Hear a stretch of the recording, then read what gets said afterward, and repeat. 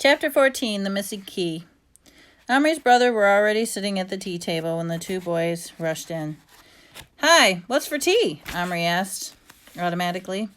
Gillian and Adel didn't even answer. Adel had a funny smirk on his face. Omri had hardly noticed. "Let's make a sandwich and eat upstairs," he suggested to Patrick. So they slapped some peanut butter on some bread, poured out mugs of milk, and they hurried up the stairs to Omri's room, whispering all the way. "How long does it take?" "It only takes a few minutes." "Can I see her?" "Will you wait till we get upstairs?" Omri opened the door and stopped dead. The white medicine cabinet was gone. Well, where did it go?" asked Patrick. Omri didn't say a word. He turned around and rushed down the stairs again with Patrick behind him. "Okay, where have you hidden it?" he shouted as soon as he burst into the kitchen. Don't know what you're even referring to," said Adel, said loftily. "Yes, you do. You've taken my cupboard." "And supposing I did? Maybe I was only teach you a lesson. You're always taking my things and hiding them. Now you'll see how funny it isn't." "When did I last take anything of yours? Tell me one thing this last month." "My football shorts," said Adel promptly. "I've never touched your stupid shorts. I already swore I hadn't." "I had to miss games again because I didn't have them, and I got detention for it. So you can be grateful I'm only punishing you tit for tat and not bashing you in," said Adel with a maddening calm. Omri was so furious. He even wondered for a moment if it was worth trying to bash Adel in, but Adel was enormous, and it was hopeless. So after gazing at him for another moment with hate-filled eyes, Omri turned and dashed up the stairs again, almost falling over Patrick on the way. "What'll you do?" "Look for it, of course." He was turning Adel's room upside down like a madman, and Adel slowly mounting the stairs in the direction of his homework. He heard the racket and came running. He stood at the doorway looking at the shambles of his pulled-out drawers, gutted cupboards, and furniture pulled away. "You little swine," he howled, and he dove at Omri. Omri fell on the ground, and Adel was on top. "I'll tear everything you have to pieces till you give it back to me," Omri shouted in jerks as Adel shook him and pummeled him. "They cough up my shorts." "I haven't got your stinking shorts," screamed Omri. "Are these them?" asked a small voice in the background. Adel and Omri stopped fighting. Adel was sitting astride, twisting his neck to see. Patrick was just lifting the crumpled pair of navy blue objects from behind the radiator. Omri felt the anger go out of Adel. "Oh, well, yes, it is, a matter of fact. How did they get there?" But Omri was perfectly knew how they got there. Adel had either hung them to dry and they dropped off backward, or he threw them behind it. Adel scrambled up, looked distinctly sheepy. He even helped Omri up to his feet. "Well, but you've hidden things in the past," he mumbled. "How was I supposed to know?" "Can I have my cupboard now?" "Yeah, it's in the attic. I put a bunch of stuff on top of it." Omri and Patrick took the stairs to it, steps at a time. They found the cupboard quite quickly, under a heap of bits of pieces, but Omri had carried it down to his room again before he made the fatal discovery. The key! The little twisted key with its red satin ribbon was missing. Once again, Omri ran to Adel's room to find him, uncomplainingly putting things straight. "What happened to the key?" "What key?" "The key that was in the cupboard door with the red ribbon." "Well, I didn't notice it." They went out and closed the room. Omri felt desperate. "We've got to find it. It doesn't work without the key." So they searched the attic till supper time. Never had Omri so clearly seen the point of his mother's urgings to keep everything in its proper place. The attic was a sort of glory hole where they could play and leave it a total mess. And that was what they always did, only clearing spaces when they needed it for a new layout or for a special game. And their way of clearing it was just to shove everything to one side to make more chaotic heaps. Underneath the heaps was a myriad of little odd fragments of things, small enough to filter between bigger things like marbles, wheels, matchbox cars, bits of Legos, small tools, parachute men, cards, and so on and so on. Plus all sorts of fragments that could have been almost anything. At first, they raked through everything, but Omri realized they would have to clear up systematically everything. Otherwise, it was like the old saying about looking for a needle in the haystack. So Omri went and found some boxes, and they began sorting things into them. Legos here, parts of games there, water pistols, tricks, novelties in another. Bigger things were stacked neatly onto what his father had bitterly called the shelves provided, which always were empty since everything else was on the floor. In an amazing short time, the floor was clear, except for a few odd things that hadn't found homes for, and a great deal of mud, dust, and sand. "Where did all this come from?" asked Patrick. "Oh, Gillian brought up boxes of it from the garden to make a desert scene," said Omri, "months ago. We might as well sweep it up." So he looked around. Desperate in his anxiety to find the key, he felt a certain pride, though. The room looked completely different. There was real playing space now. He went downstairs, fetched a broom and dustpan and a soft brush. "We'll have to do this very carefully," he said. "It'd be terrible if we threw the key out with the sand." "We could sieve it," suggested Patrick. "That's a great idea, in the garden." So they carried out the cardboard box, and Omri borrowed his father's large garden sieve. Omri held it, and Patrick spooned in the sand and the earth with a trowel.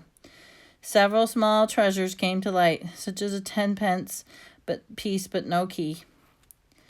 Omri was in despair. He and Patrick sat down under the tree, and Omri looked at the two little men, and he took them out of his pocket. "Where woman?" asked Little Bear instantly. "Never mind women, where my victuals?" asked the ever-hungry Boone grumpily. Omri and Patrick fed them some more chocolate. With a deep sense of misery, Omri produced the plastic Indian woman from his pocket. Little Bear stopped chewing the chocolate the moment he saw her and gazed at her in rapture. It was obvious he was already half in love with her, and he reached out his hand and tenderly touched her plastic hair. "Make real, now!" breathed Boone. "I can't," said Omri. "Why can't?" asked Little Bear sharply. "The magic's gone." Now Boone stopped eating too, and he and Little Bear exchanged a very frightened look. "You mean you can't send me back?" asked Boone in an awe-stricken whisper. "Never? We gotta live in a giant's world forever?" It was clear that Little Bear had been explaining things to Boone. "Don't you like being with us?" asked Patrick. "Well, I ain't want to hurt your feelings none," said Boone. "But just think how'd you feel if I was as big as you and you were me?" "Little Bear?" asked Omri.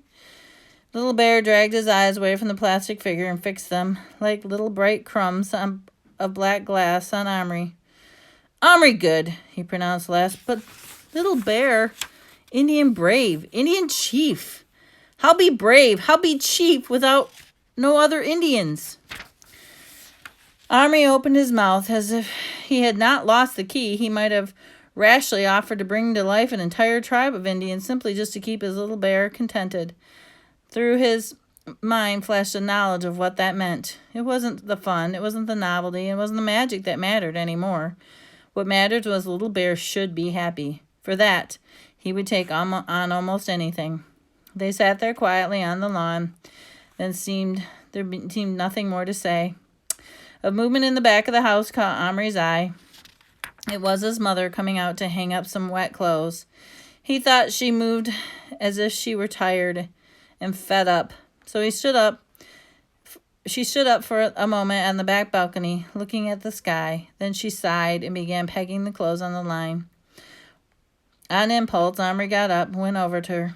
"You haven't found anything of mine, have you?" she asked. "No, I don't think so. What have you lost?" But Omri was too ashamed to admit he'd lost the key she told him to be careful of. Nothing much," he said.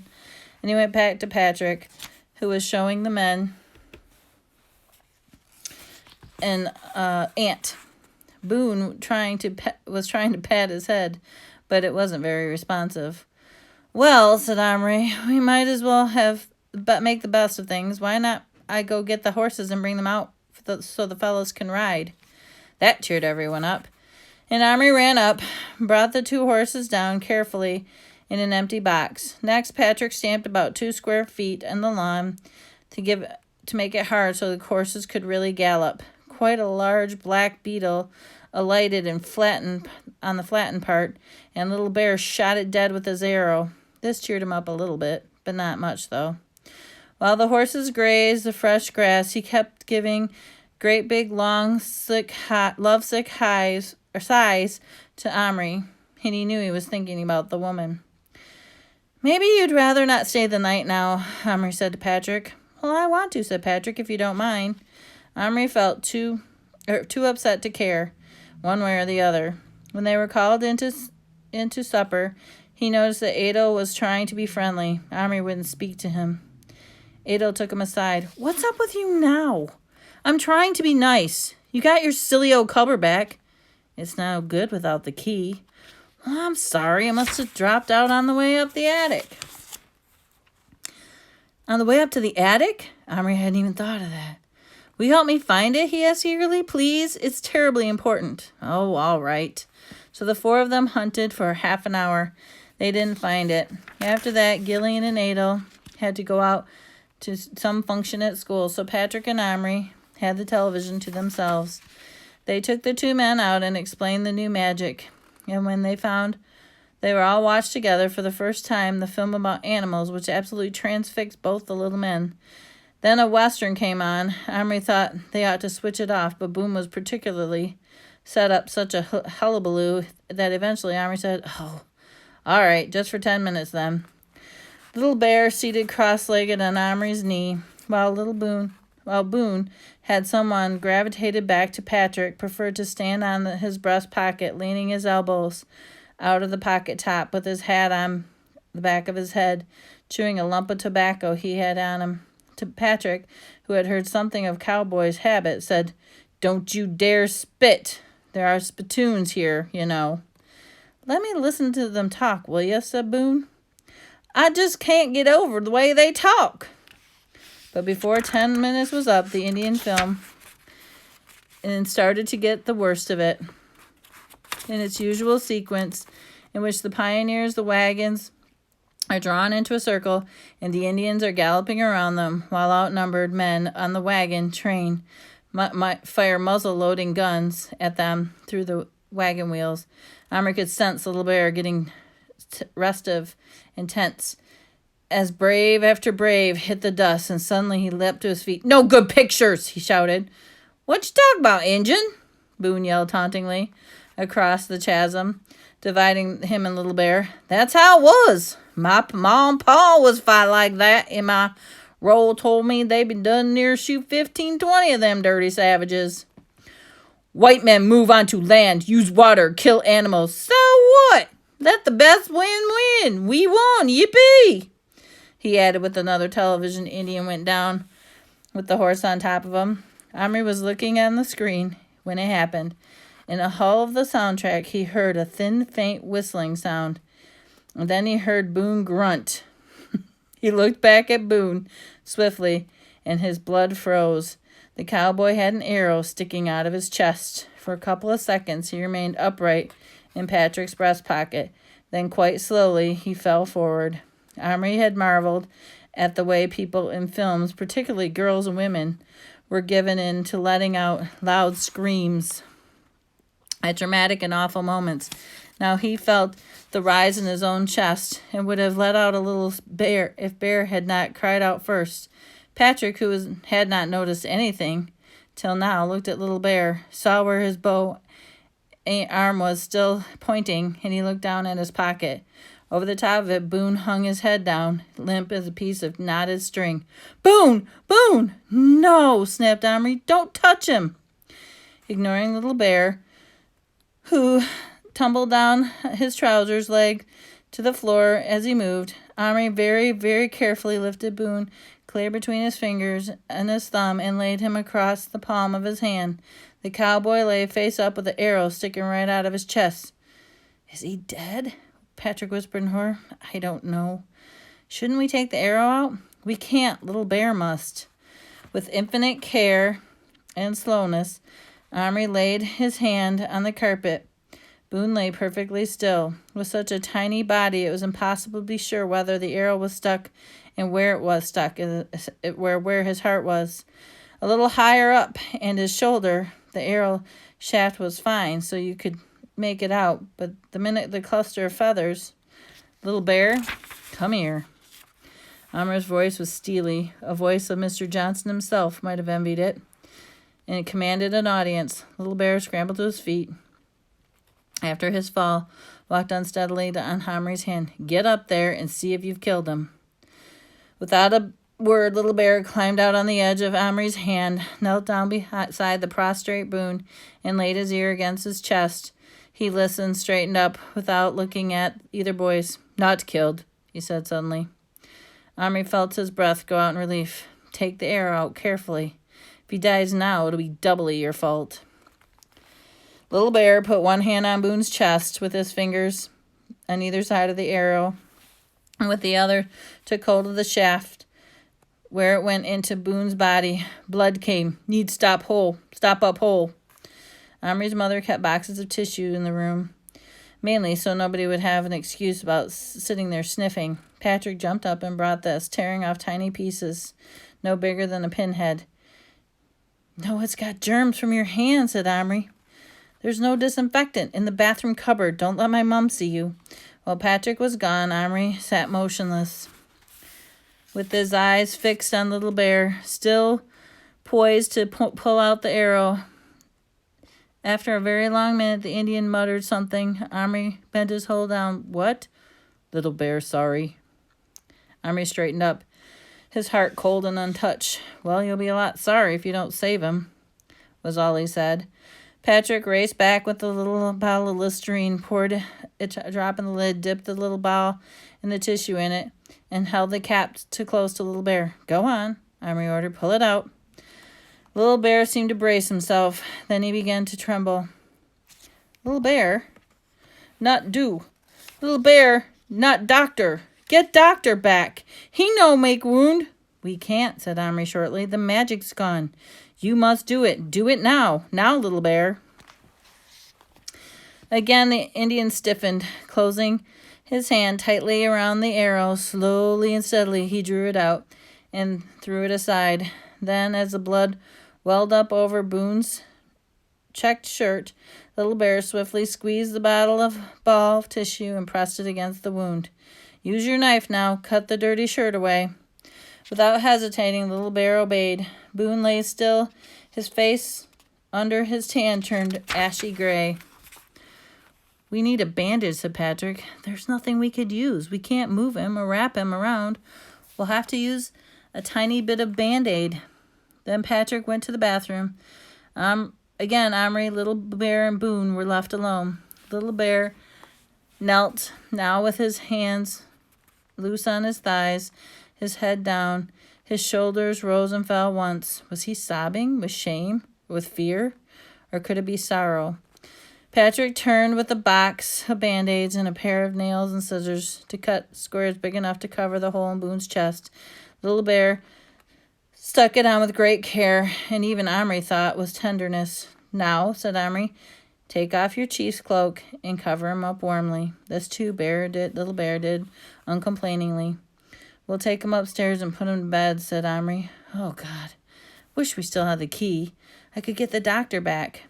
As they walked slowly up the stairs, he told Patrick about the First World War soldier he had brought to life and Little Bear's leg wound. We've got to find that key, said Patrick. We've just got to. Little Bear, still by Boone's side, Hamri's hand said nothing. In Hamri's room, Patrick made a bed for the cowboy from a folded handkerchief on the other side of the woolen square cut from Hamri's sweater. Hamri slipped a bit of thin, stiff card between Boone and his own hand, and so he could be transferred, the wounded man, without too much disturbance, which might have started bleeding again.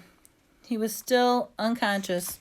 Little Bear silently stood by. Suddenly he moved, reached up, snatched his chief headdress, threw it down violently onto the ground. Before Hamri could stop him, began jumping on it. And in a second or two, the beautiful, tall turkey feathers were bent and broken.